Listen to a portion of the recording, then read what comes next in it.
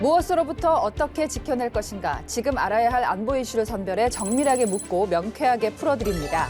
우리의 안전과 평화를 다지는 시간, 디펜스 프라임 조수빈입니다.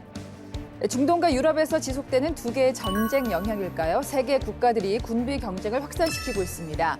신냉전 기류에서 지정학적인 긴장감이 고조되는 상황, 오늘의 안보 이슈, 2024 다시 무장하는 지구촌입니다.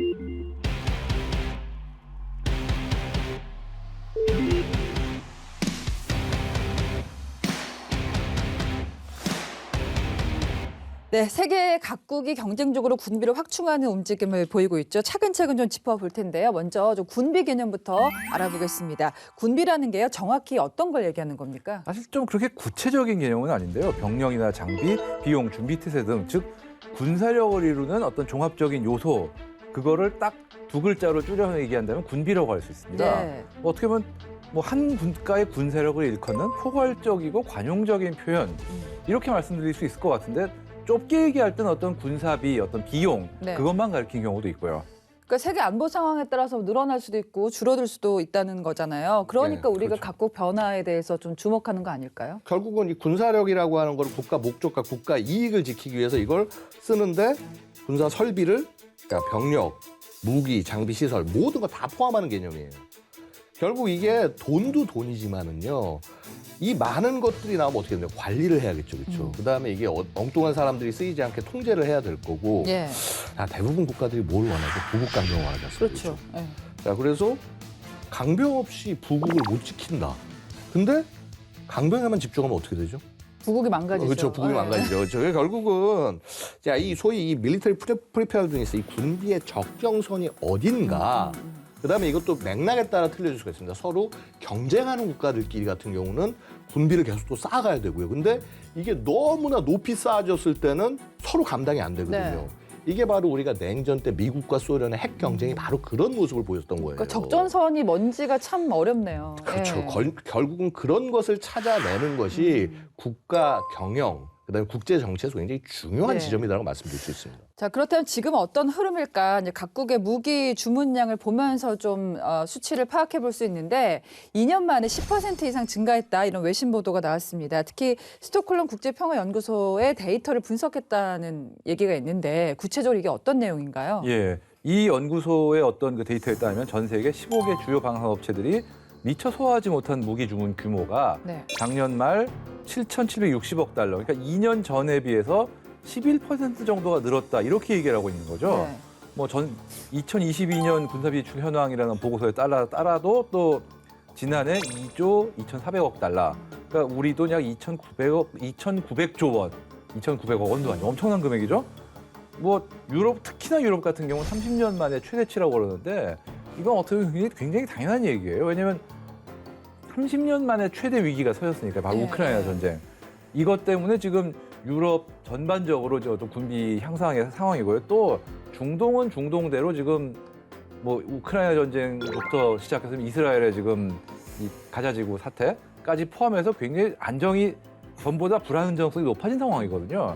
그러다 보니까 자연스럽게 어떤 군비 확장을 추구할 수밖에 없는 그런 상황이 돼버렸습니다. 네. 스톡홀름 국제평화연구소라는 그 보도 보니까 나왔는데 예. 이게 구체적으로 어떤 데인지 좀 잘 모르겠어요. 예. 이게 1966년에 스웨덴 정부가 출자해서 만든 그 군비 및 군축을 주로 연구하는 그런 연구소입니다. 네. 근데 재밌는 게 스웨덴 정부가 출자는 하지만 어떤 이 연구 방향이나 어떤 기타 여러 가지 간섭은 안 하는 그런 구조예요. 지금 2009년에 미국의 포린 폴리시라고 있죠. 네. 거기서 미국 외의 싱크탱크로는 3위의 어떤 신빙성을 갖고 있는 그런 곳으로 선정할 정도로 네. 국제적인 어떤 지명도도 있고요. 아무래도 뭐 군비 관리, 뭐 군축, 뭐 전쟁 및 평화 이런 쪽에 대한 연구는 뭐 논란의 여지가 없는 건 아니지만 그래도 일단 세계적으로 가장 인용이 많이 되는 그런 곳이긴 정확도가 합니다. 상당히 높은 그렇죠. 데이터일 네. 것이다. 근데 사실 무기 거래라는 게 공식만 있는 게 아니고 비공식 규모도 있기 때문에 파악하기가 상당히 어려운데 그 혹시 저는 제 무기라는 게 총도 무기고 칼도 무기고 미사일도 무기잖아요. 그쵸? 혹시 눈에 띄게 급증하고 있는 무기 체계가 따로 있나요? 야, 뭐 탱크냐 아니면 비행기냐 뭐 드론이냐. 근데 사실 의외로 최근에 가장 많이 팔리는 건 포탄입니다. 포탄이요? 예. 재래식 왜냐하면 아니에요, 그거는? 그렇죠. 그래서 재래식이라서 아무 의미 없을 거라고 생각하지만요. 우크라이나 전쟁에서 뭐 심지어는 양측이 하루에 10,000발 이상씩 쏴대는 그런 날도 있고 연간 1,000만 발 이상을 사용을 했다라는 얘기가 있어요. 자, 그러다 보니까 자, 이제 우크라이나 전쟁을 지원하는 각국들 있지 않습니까? 이 나라들이 자기가 가진 거 일단 뭐 우크라이나든 러시아든 주는 거죠. 그래서 북한도 엄청나게 지금 수출하지 않았습니까? 그렇죠? 자, 이렇게 그러고 팔고 난 다음에 어떻게 해야 돼요? 또 거기서 계속 소모를 하니까 거기 팔 거를 또 생산을 해야 되고 자기도 또 자기가 갖고 있는 이 재고량을 줬으니까 자기 것도 채워 넣어야 되고 이 엄청나게 지금 이 찍어낼 수밖에 없는 상황이에요. 그래서 무기 체계의 판매, 특히 재래식 무기의 판매가 다시 한번 호황을 맞는 시기를 맞았다라고 얘기를 할 수 있고요. 가장 수출을 많이 하는 미국, 전 세계 무기 수출의 33%를 그러니까 3분의 1을 미국이 지금 담당하고 있는데 이 보통 이제 5년 단위로 이게 시프리에서 끊어서 이제 얘기를 해요. 그래서 그럼 그 앞이 13년부터 17년 차이잖아요, 그렇죠?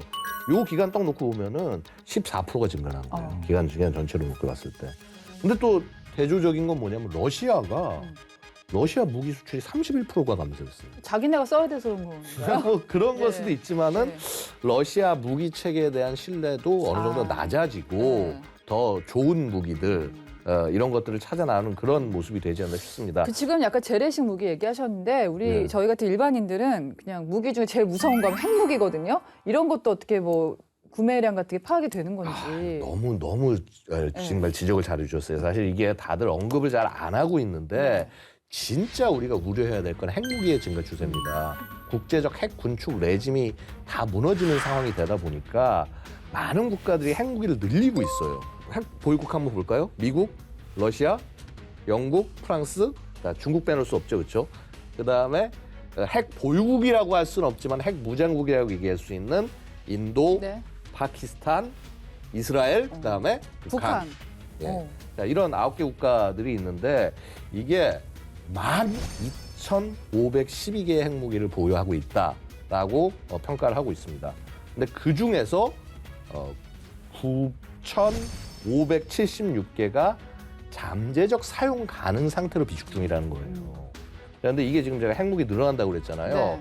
주범이 당연히 누구냐면 북한이죠. 북한은 지금 뭐 화산 30일이라고 하는 전술핵 탄두를 이제 핵실험이 끝나면 양산할 거란 말이에요. 근데 북한보다 더 걱정이 되는 건 뭐냐 하면 중국입니다. 중국이 현재까지 410개 정도의 탄두를 가지고 있다고 얘기를 했는데 이거 뭐냐면 미국하고 러시아 비교하면은 굉장히 작은 양이에요. 미국하고 러시아는 기본적으로 사용 가능한 게 1,900발 이상이 되고 전체 보유한 걸로 치면 양쪽 다 거의 5,000발 정도씩 갖고 있단 말이에요. 근데 이 중국이 핵 전력을 현대화하면서 늘리겠다. 그래서 2030년대까지 1,000개로 핵탄두 늘리겠다고 얘기를 하고 있습니다. 예. 저는 이렇게 이해를 했어요. 냉전 시대에는 미국하고 소련 이제 양축을 중심으로 해서 군비 확장이 많았는데 지금은 그게 주변 국가로 확산되고 있다. 그중에서도 가장 눈에 띄는 걱정스러운 점이 중립국이라고 했던 국가들도 이런 군비 경쟁에 좀 가세를 하고 있다. 그렇죠. 그렇거든요. 예. 사실 중립국이라고 그러면 이제 유럽에서는 지금 얼마 전까지 핀란드, 그다음에 스웨덴, 그다음에 오스트리아, 스위스 이렇게 넷이 대표적인 나라였는데 그중에 지금 핀란드하고 스웨덴은 나토에 가입을 그렇죠. 했죠. 예. 그러면서 그 GDP 대비 핀란드 같은 경우 2.3%로 늘렸어요. 원래 나토 목표가 그 나토 회원국은 GDP 2% 이렇게 맞추는 건데 네. 이미 핀란드 그걸 초과한 상태고 또 스웨덴 같은 경우도 새 국방 예산을 뭐 작년에 비해서 28%나 늘렸다고 그러고요. 이런 식으로 러시아의 위협이 있다 보니까 유럽 지역의 중립국들은 확실히 늘릴 수밖에 없는 거. 아마 스위스하고 오스트리아도 모르긴 해도 어떤 중립은 유지한다 쳐도 예. 그걸 지키기 위한 어떤 그러니까 군비 쪽에서는 많이 강화되고 있지 않을까 그렇게 생각을 하고 있습니다 지금. 핀란드하고 스웨덴인데 나토 가입에 나섰다고 하셨잖아요. 그 나토의 방위선이 러시아 턱 밑까지 다가온 상황인데 이게 러시아로서는 가만히 있을 수는 또 없거든요. 이게 세계 안보 지역은 어떤 영향을 줄까요? 자, 일단은 발트해라는 것 자체가 러시아에게 있어서는 굉장히 세계로 접근할 수 있는 중요한 루트 중에 하나입니다. 그래서 그간 뭐 핀란드나 스웨덴 같은 국가 중립이었기 때문에 아마도 저 나라가 우리를 공격하거나 우리의 해군을 차단할 일은 없을 것이다라는 확신이 있었던 거죠. 자, 근데 자, 핀란드 작년 4월에 나토 31번째 회원국 가입했어요. 자, 스웨덴 여기 이제 지금 튀르키예가 계속 시비를 걸고 이제 그동안 뭐 튀르키예한테 뭐 이렇게 좀 안 좋게 얘기했던 거 전부 해결하라 그러면서 지금 반발하고 있는데 자 어쨌거나 이게 나토가 전반적으로 나토 회원국들이 압박을 가하고 있기 때문에 튀르키예도 승낙할 수밖에 없어요. 네. 왜냐하면 이게 전원이 다 회원국이 승낙을 해야지 가입이 가능하거든요. 자 그러면 자칫 잘못하면 나토가 마음을 먹어서 소련을 차단을 하면 해상로가 막히겠네. 이렇게 될 수 있는 상황이 될 수도 있다라는 거죠. 근데 또 사실 또 러시아로서는 대안이 있긴 있습니다. 왜냐하면 러시아가 이 북극해 항로를 굉장히 적극적으로 그렇죠. 활용을 하고 네. 있거든요. 사실 이제 이 북극 항로 같은 경우는 뭐 지구 온난화 영향으로 또 이렇게 빙하들이 많이 녹으면서 쇠빙선이 예, 맞습니다. 별로 필요가 없어졌다면서요. 쇠빙선이 거의 필요 없으면서 예. 이렇게 이 길들도 새로 생기기도 예. 하고 그래서 또 그런 새로운 수단을 통해서 네. 또 자신들의 활로를 개척하려고 할 것이다. 근데 러시아 입장에서는 계속 또 어떻게 하면 이 공간을 최대한 확장시킬 것인가 이런 노력을 아마 우크라이나 전쟁 끝난 다음에 또 하지 않을까 이게 우려가 되는 거죠. 그러니까 우크라이나 전쟁이 끝나도 끝난 게 끝난 게 아니겠네요. 아닙니다. 여기다 일본도 가세를 했습니다. 난세이 제도의 대공 미사일 기지를 크게 늘렸고요. 또 방위비 예산도 최대 수준으로 결정했다고 하는데 어떤 의미일까요? 사실 최근에 지금 일본이 항공모함을 드디어 이제 확보를 했다고 보는 시점이 왔어요 이제. 지금 카가하고 이즈모 두 척을 이제 F-35B를 쓸 수 있는 개조를 한 척은 완료를 해서 지금 시운전을 하고 있고 네. 나머지 한 척도 올해 하반기까지 완료를 하거든요. 그게 되면은 일본은 이제 경항모 두 척을 가지고 아쉽게나마 항모 전단을 꾸릴 수 있는 그런 상황이 되는 거예요. 미국과의 어떤 연합 전력으로서 작용을 할 경우에는 뭐 일본 자체적으로 어떤 능동적인 행동을 못해도 미국이 뭔가를 할 때 거기에 참여하는 파트너 수준은 되겠죠. 실제로 일본 같은 경우는 최근에 지금 수륙기동단이라고 그러니까 우리나라로 치면 해병대에 가까운 어떤 그 도서지역 작전을 전문으로 하는 어떤 수륙양용 부대를 지금 운용 중이고 거기에 쓰기 위해서 MV-22 오스프리 틸트 로터기까지 이제 도입을 했는데 네. 이제 그것들을 이제 지금 새로 이제 꾸린 항모 두 척 내지는 이제 그 외 휴가급 같은 조금 작지만 어쨌든 항공기 운용 능력이 있는 기타 함정들 이런 걸 이용해 가지고 그 태평양 지역의 도서 지역에 어떤 전력을 투사할 수 있게 된 거죠. 근데 좀 의아한 게 이제 일본 같은 경우는 평화헌법이 있어가지고 이제 방어 중심이었잖아요. 근데 우크라이나하고 러시아 전쟁을 계기로 해서 좀 공격으로 바꾸는 건가 좀 걱정스럽거든요. 사실 일본의 어떤 기조는 냉전이 끝난 이후에 지속적으로 어떤 미국과의 협력을 통한 대외 군사적 영향력의 확장이에요. 네. 즉, 뭐 당장 뭐 일본이 군국주의 국가가 돼가지고 이들 나라를 침략한다, 뭐 이건 좀 오버지만 어쨌든 어떤 미국 및 나토와 협력하는 과정에서 그걸 이용해서 자국에서 군사적 영향력을 높인다. 네. 이 방향은 뭐 이번 전쟁이 아니더라도 지난 한 20여 년 이상 동안 뭐 변하지 않는 어떤 그런 기조였습니다. 네. 자, 그렇다면 이번에는요, 전 세계 군비 경쟁을 들여다볼 수 있는 지표가 되죠. 국방비 예산을 좀 알아보도록 하겠습니다. 각국의 예산 편성 얼마씩 늘었습니까? 자, 일단은 이 군사비 지출 한번 경향을 봐야 될 텐데요. 지난 8년간 꾸준히 증강을 했고, 특히 이제 2020년은 2조 달러를 넘어서서 그러니까 2조 2,400억 달러를 달했습니다. 그래서 지출이 전년 대비해 3.7% 올라갔다고 그러는데, 자, 유럽의 이 지출, 군비 지출 증가가 무려 13%에 이릅니다. 그게 좀 퍼센트로 하니까 많이 안 많아 보이지 액수로 따지면 어마어마한 액수도 거죠. 어마어마하지만요. 네, 사실 네. 유럽의 우리가 기조를 알아야 될 게요. 유럽 국가들은 군비를 계속적으로 줄여왔지 여태까지 늘린 적이 잘 없어요. 늘리더라도 굉장히 막 0. 몇 % 이렇게 굉장히 낮게 올라갔는데 갑자기 13%가 갑자기 13%가 올라갔다. 이거 엄청난 거고요. 자, 그다음에 더 놀라운 거는 지금 러시아 이 경제 제재 받는 중에도 9.2%가 증가했어요. 예. 자, 그래서 뭐 역시 뭐 우크라이나 전쟁 영향이고 아시아 전체로 봤을 때 아시아 지역 전체 이제 오세아니아까지 포함해서는 2.2%를 증가를 했습니다. 그러니까 뭐 그렇게 뭐 유럽보단 덜한 거 아니냐. 근데 이제 이 아시아의 군비 증강을 이끌고 있는 건 역시 누구냐면 중국입니다. 4.2% 늘렸고요. 그다음에 이제 뭐 아까 일본 얘기도 잠깐 나왔습니다만은 일본 같은 경우에는 이제 3년 연속 이제 GDP 1% 이상. 더 놀라운 건 일본이 2027년까지 GDP 2%를 쓰겠다고 얘기를 하고 있으니까요. 아마도 엄청나게 이 군비 증강이 일어날 수밖에 없다라고 말씀을 드리고요. 네. 또 놀라운 게 미국이 세계에서 뭐 가장 군비 많이 쓰는 나라인데 분명히 군비는 최고로 지출했고 증가액도 좀 있었는데 어쨌거나 그래도 증가는 0.7% 정도에 네. 불과하다 이렇게 알려지고 있습니다. 네.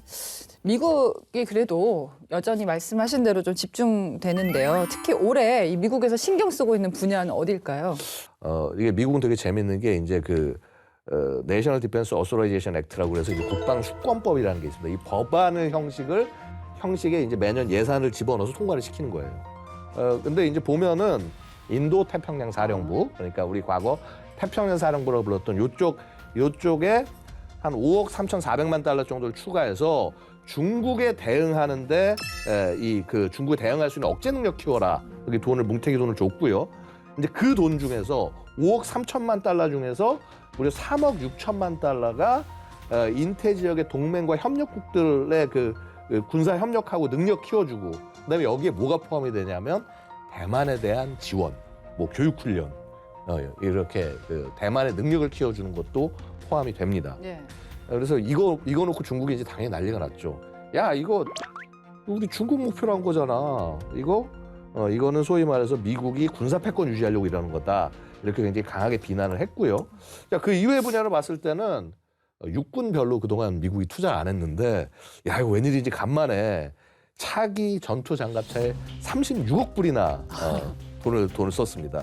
그다음에 이제 공군 같은 경우는 E7이라는 웨지테일이라는 이름으로 이제 요거 신속히 구매하려고 하고 있습니다. 그다음에 또 돈 많이 써야 되는 게 ICBM 바꿔야 돼요. 미니트맨 3를 거의 한 60년 이상 써왔거든요. 그렇게 오래 진짜 썼어요? 오래 썼죠. 예, 진짜 오래 썼습니다. 60년? 예, 60년 이상 썼어요. 그래서 그것을 이제 바꿀 센티넬 이제 개발을 해야 되고 이제 미국이 되게 걱정하는 게 중국에 비해서 이제 배 숫자가 떨어진다. 배 많이 지어야 된다.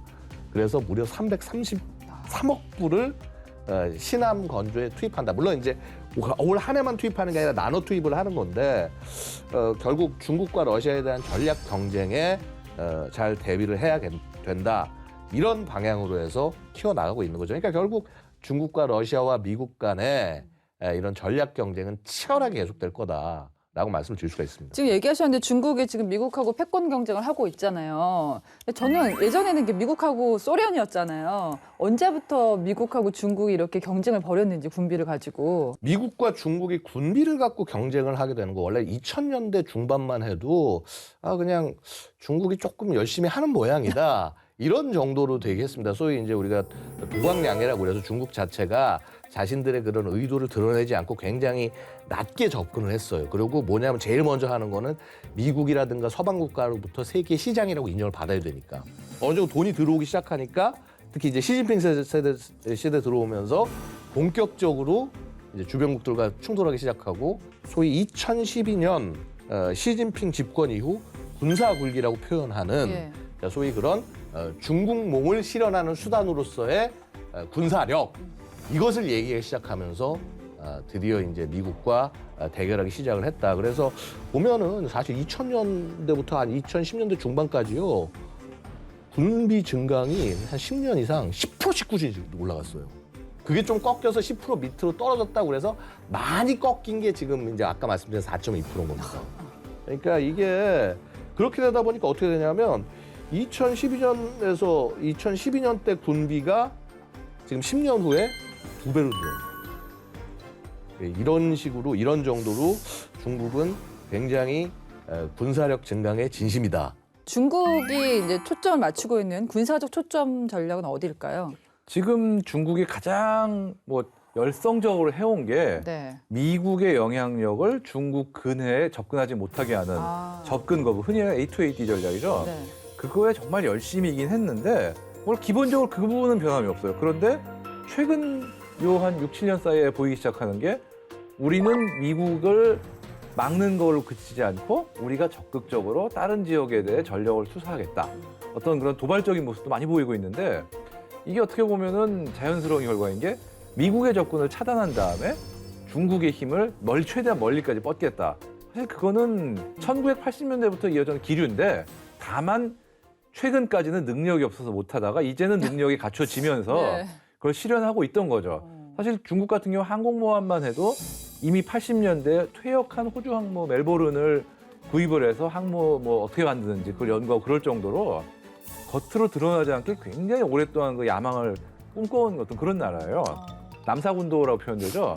이 지역의 거의 90%를 자국 영해라고 주장을 하고 있는데 지금 중국은 이 뭐 항모전단 구성이라든가 이런 게 결국 이 지역에 대한 지배권을 강화해서 완전히 자기의 어떤 영역으로 만들겠다. 예. 그런 욕심인 거죠. 그러니까 뉴스에 자주 나오는 뭐 남중국해 얘기라든지 이런 것들 다 항공모함 전력하고도 연결이 되는 거고 강화하고 있다고 말씀을 하셨는데 실제로 얼마 전에 세 번째 항공모함이죠. 푸제남의 첫 해상시험 운항 모습을 공개하기도 했습니다.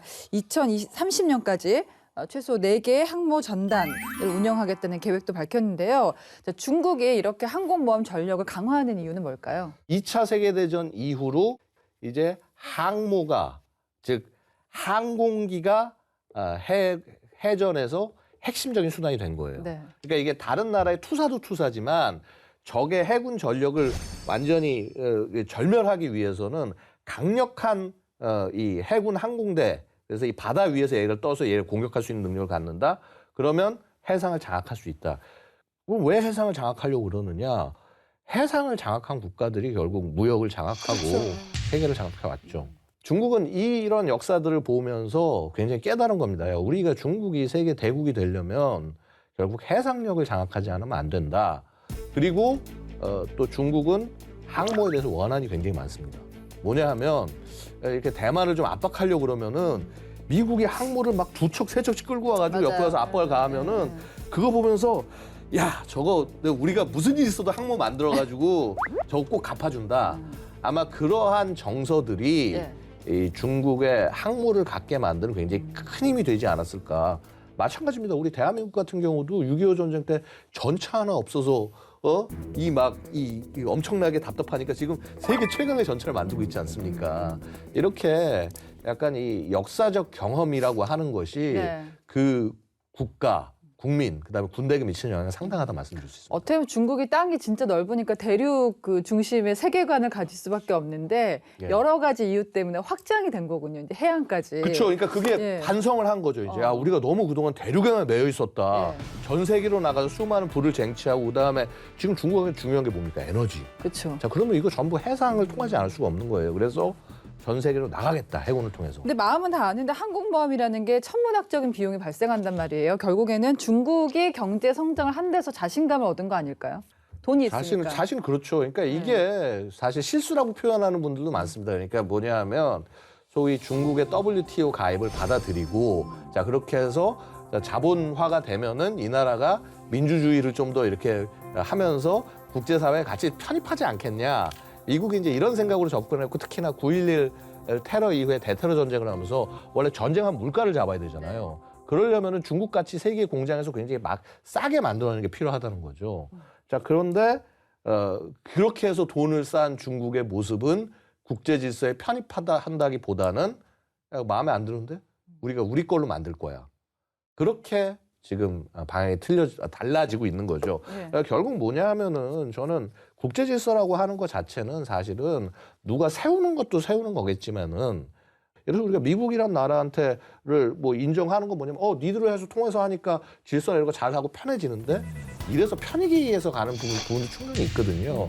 근데 중국이 정말 평화적으로 그런 국제 질서를 하려고 한다면 자신들의 어떤 뭐 자부심을 내세우는 것도 중요하겠지만 네. 더 중요한 건 국제사회에 편익을 제공을 해야 된다.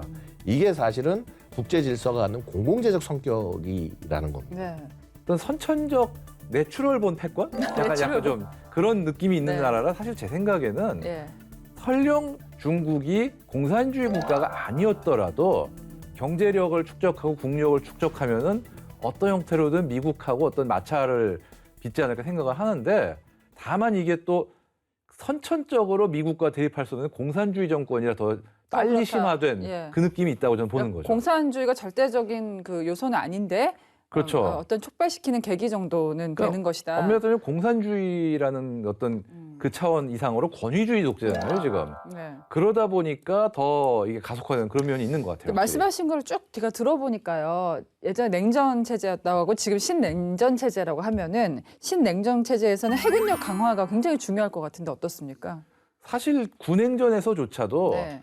그 구소련이 해군력을 후반으로 가면 해군력에 굉장히 많은 투자를 하거든요. 그런데 지금 중국 같은 경우는 대외적으로 더욱더 어떤 해상 무역로와 어떤 해상 에너지, 즉 바다에 대한 의존도가 옛날 소련보다 훨씬 높은 어떤 그런 체제예요. 그러다 보니까 이 해상 교통로 확보 및 해상 자원 확보를 위해서는 결국 해군력에 집중할 수밖에 없는 이런 상황인 거죠. 최근에 지금 예멘에서 후티 반군이 홍해로 통하는 그 수에즈 운하를 통하는 그 해상 교역로를 위협을 하고 있지 않습니까? 해상 교역로는 굉장히 중요한 거고 바다를 지배하는 자가 세계를 지배한다. 이거는 지금 앞으로 신냉전에서는 더욱더 부각될 수밖에 없는 그런 상황이라고 생각을 합니다. 자, 세계 각국의 군사 강국을 도약하기 위해서 많은 군비 지출을 감당하고 있는데요. 그렇다면 세계 군사력 순위는 어떻게 될까요? 딥하고에서 알아봅니다.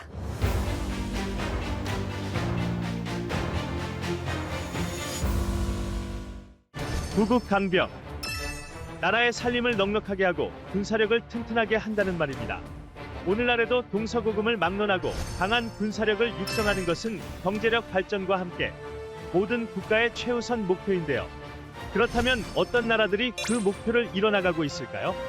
미국의 군사력 평가기관 글로벌 파이어 파워에서는 병력과 무기수, 전쟁을 수행할 수 있는 경제력과 비상동원 가능 전력 등을 합쳐 세계 군사력 순위를 매기고 있는데요.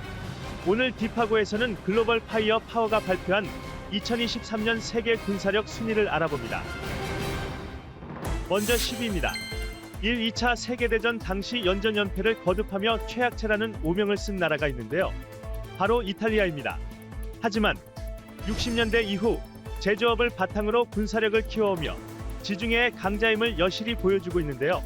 대양해군의 상징인 항공모함 2척을 갖추고 있을 정도로 강력한 해군력을 자랑합니다.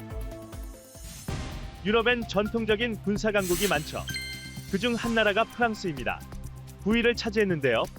군대의 규모는 작지만 대테러 작전이나 인질 구출 등 긴급한 상황에서도 대응할 수 있는 전문화된 군대를 보유 중이며 핵 항공모함 샤를 드고르와 자체 개발한 최신의 전투기 라파를 운용하고 있습니다. 세계 군사력 순위 8위는 아시아로 갑니다. 어디일까요? 바로 옆나라 일본인데요.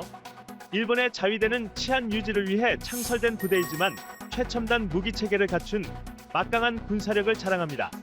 세계에서 네 번째로 큰 잠수함 함대와 4척의 항공모함을 운용하고 있어 글로벌 파이어 파워 기준 일본의 해상 전력은 아시아 최강으로 평가되고 있습니다. 최근 아시아 국가의 군사적 영향력이 상당히 높아지고 있는데요. 7위는 파키스탄입니다. 국가 경제 규모가 크지 않음에도 불구 현역 병력은 61만 명에 달할 정도로 큰 규모를 자랑합니다. 암숙 관계인 인도가 군사 강국으로 부상하면서 파키스탄 역시 군사력에 많은 투자를 하고 있고 특히 이슬람 국가 중 유일하게 핵을 보유하고 있습니다. 다음으로 6위, 바로 대한민국인데요. 6.25 전쟁 당시 소총 한자루도 만들지 못할 정도로 열악했던 군사력은 1970년대 율곡 사업을 통해 많은 성장을 이뤘는데요. 여전히 북한과 군사적 긴장 관계에 놓여 있는 대한민국. K2 전차, K9 자주포, 다연장 로켓 천무 등 자체 개발한 첨단 무기 체계를 운용하면서 북한의 위협에 대비하고 있습니다. 연속으로 아시아의 강세가 이어지는 가운데 유럽 강대국의 위상을 다시 한번 확인시켜주는 나라가 있습니다. 세계 군사력 순위 5위는 영국이 차지합니다. 한때 전 세계 바다를 호령한 나라인 만큼 많은 실전 경험을 가지고 있는데요. 특히 영국 해군은 최신의 항공모함인 퀸 엘리자베스호를 주축으로 그들의 항모전단을 전 세계에 파견하고 있습니다. 파키스탄의 경쟁국인 인도가 4위에 올랐습니다. 140만 명의 방대한 병력을 갖춘 군사강국으로 핵무기를 보유하고 있고 파키스탄은 물론 중국과도 국경 갈등을 겪으면서 매년 전투 태세를 강화하고 있습니다. 세계 군사력 순위 3위는 미국과 패권 전쟁 중인 중국입니다. 병력수로 따지면 세계에서 가장 큰 규모를 자랑하고 러시아 다음으로 많은 전차와 미국에 이어 두 번째로 큰 잠수함 한 대를 보유하고 있죠. 냉전 시대 미국의 적수였던 러시아가 세계 군사력 순위 2위에 올랐습니다. 2000년대 푸틴 집권 이후 강한 러시아 정책을 펼치며 군사력을 증강해왔는데요.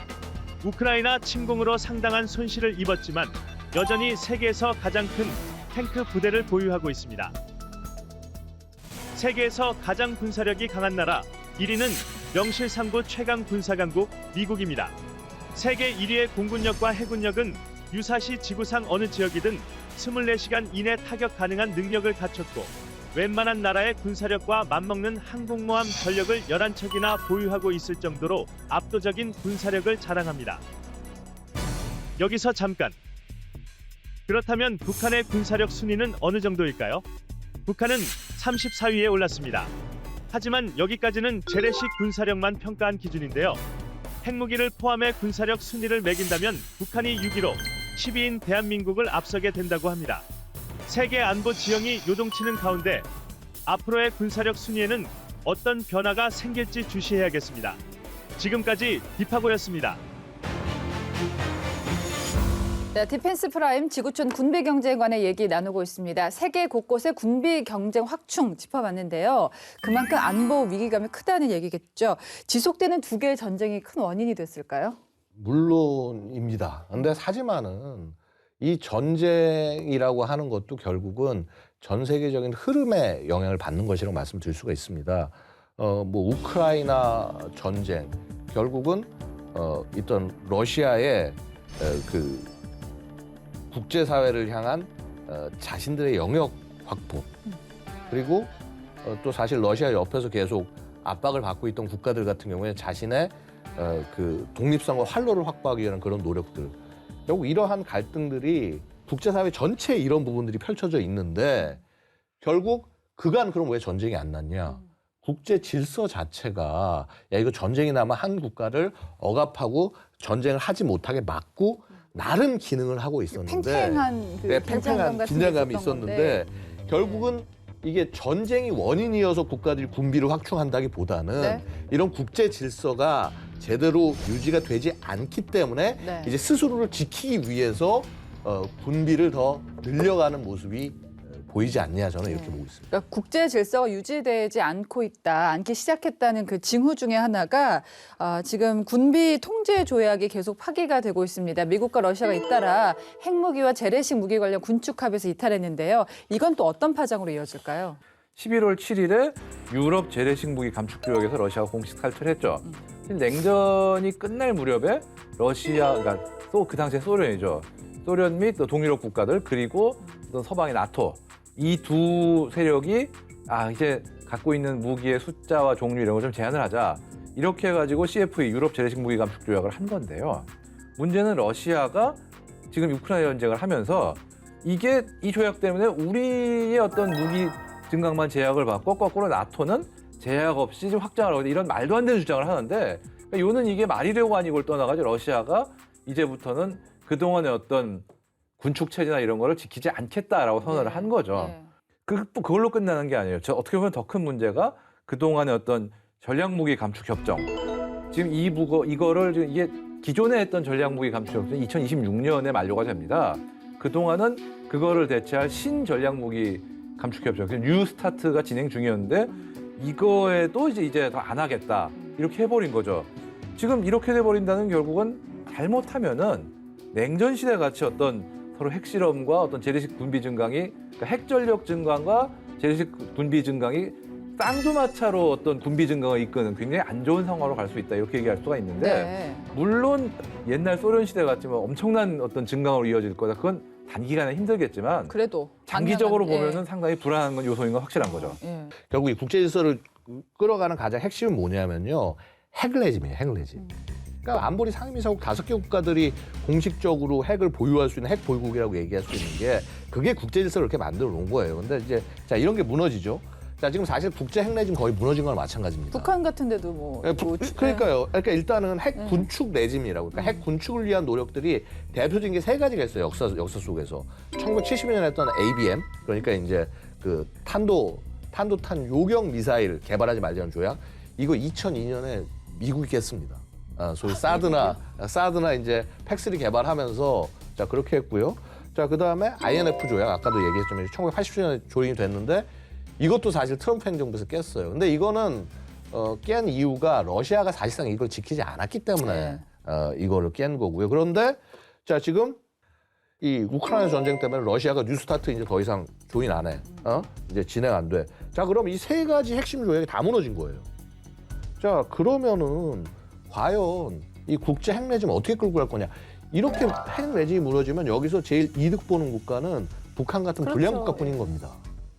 이 조약이라는 게 그 당시에는 필요해서 맺었을 거 아닙니까? 이렇게 미국과 러시아가 각종 군축 조약을 잇따라서 파기하게 된 배경은 뭘까요? 결국은 아까도 살짝 말씀드렸지만 네. 각 자국의 안보 이익을 추구하는 과정에서 이런 것들을 폐기를 하게 된 거죠. 아까 ABM 조약 2002년에 부시 정권에서 이를 저걸 했습니다. 폐기를 했는데 왜 그러냐면 미국은 더 이상 우리를 공격하는 불량 국가들, 예를 들어서 북한이라든가 이런 데서 개발하고 있는데 이거 막으려면 북한 미사일 요격을 해야 되는데 그러면 우리 ABM 개발해야 된다. 이 소위 말해서 요격 미사일 개발할 수밖에 없고 이게 미국의 안보를 위해서 중요하다. 그다음에 동맹의 안보를 위해서 중요하다.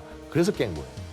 자, INF 같은 경우는 야, 유럽 지역에서 뭐 몇 킬로미터 이상 소위 중거리 미사일 개발하지 말자고 얘기를 해놨는데 러시아가 다 개발해놓고 사실 우크라이나 전쟁에서도 막 다 쓰고 있단 말이죠. 군축 조약이 파기가 되는 이유는 이 각 국가들이 군축 조약을 안 지키기 때문이에요. 그래서 이 부분들을 국제사회가 다시 한번 야, 이 핵이라는 게 정말 위험하다. 핵전쟁 하면 인류가 공멸한다라고 하는 거를 다시 한번 좀 제대로 깨달아야 되지 않나. 좀 이런 부분이 좀 걱정입니다. 중국이요. 지금 보니까 군축 체제에서 또 구멍이 됐어요. 원래는 이제 냉전 시대 조연이었다면은 미국의 최대 경쟁 상대로 부상을 하고 있는데 핵 관련 조약이 제약을 받지 않고 있단 말이에요. 그렇죠. 그러면 중국의 핵 전력이 과연 위험한가, 위험성이 있는가 이 부분 짚어봐야 될 텐데요. 사실 지금의 상태로도 위험하다면 충분히 위험하다고 할 수 그래요. 있죠. 왜냐하면은 지금 중국의 핵전력은 이제 세계 3위입니다. 실질적으로. 지금 핵탄두 500기 정도 있다 이렇게 얘기를 하죠. 지금 거기에 또 SLB형 투발 수단도 아무래도 계속 늘어나고 있고 그래서 지금 3위 자리를 점점 굳혀가고 있는데 물론 2위나 1위에 비해서 훨씬 뒤처지죠. 그리고 또 지금 중국과 미국 간에도 핵군축 협상을 하려는 움직임이 조금씩 보이고 있는데 문제는 이게 지금의 어떤 중국의 핵전력을 지금 수준으로 억제를 하거나 낮추는 게 아니라 더 중국이 자기네 핵전력을 늘리는 걸 합리화한 수단으로 사용될 확률이 더 높다. 이게 더 우려입니다. 지금 왜냐하면은 당장 쓸 수 있는 가용 핵탄두 숫자는 2,000발인데 왜 우리나라는 500발을 묶어놓냐 이런 얘기 분명히 안 나올 수가 없거든요. 중국이 2049년까지 미국을 넘어서는 세계 초강대국이 되겠다. 이걸 목표로 삼고 있는데요. 이게 과연 현실성이 있을까요? 미국을 넘어선다라는 것은 그 쉽게 얘기할 수는 없을 것 같습니다만은 그럼에도 불구하고 미국 실전적 군사 역량으로 미국의 70~80% 근접하는 거 충분히 가능하다고 보고요. 실제 숫자는 훨씬 더 많을 수는 있습니다. 근데 중요한 건 뭐냐면 숫자가 중요한 것이 아니라 얼만큼 이 전력들을 효율적으로 같이 한데 뭉쳐서 싸우게 할 수 있냐가 중요한 거고 그런 노하우로 과연 중국이 그 노하우를 끌어낼 수 있냐. 사실 엄청나게 노력하고 있습니다. 네. 지금 지능화 전쟁이라고 하는 패러다임을 내세워서 AI나 이런 것들을 통해서 굉장히 영리하게 싸우겠다는 얘기를 하고 있는데 자 그럼 미국은 가만히 있겠습니까?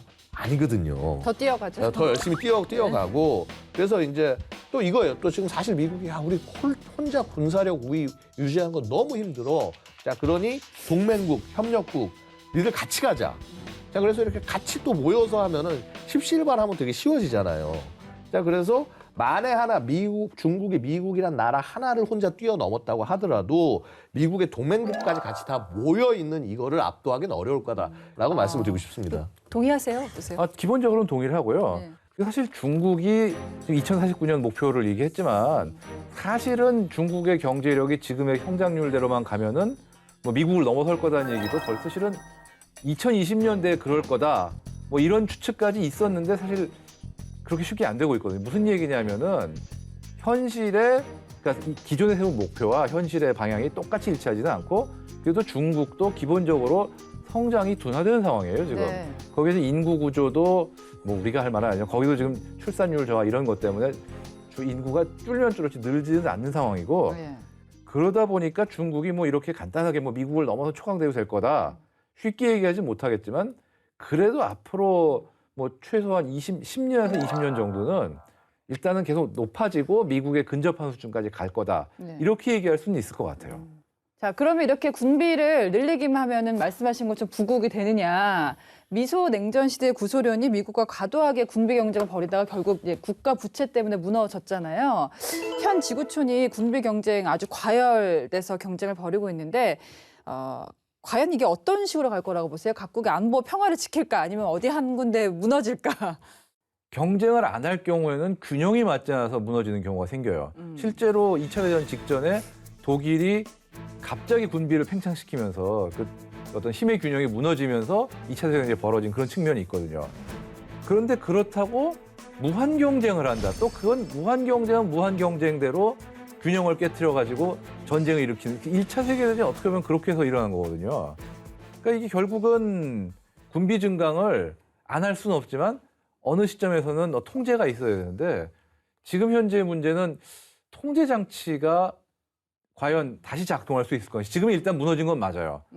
다시 작동할 수 있을까 그게 문제고 어쨌든 빨리 어떤 통제를 위한 장치를 다시 마련하지 않을 경우에는 국제 정세 불안정이 더 강화될 확률은 더 높다. 예. 이렇게 저는 보고 있습니다. 이러다 진짜 전쟁 일어나는 거 아니에요? 다들 모든 분들이 그런 걱정을 네. 하죠. 근데 뭐 사실 그렇습니다. 뭐 미국 정치학자인 데이비드 싱어가 이런 얘기를 했었어요.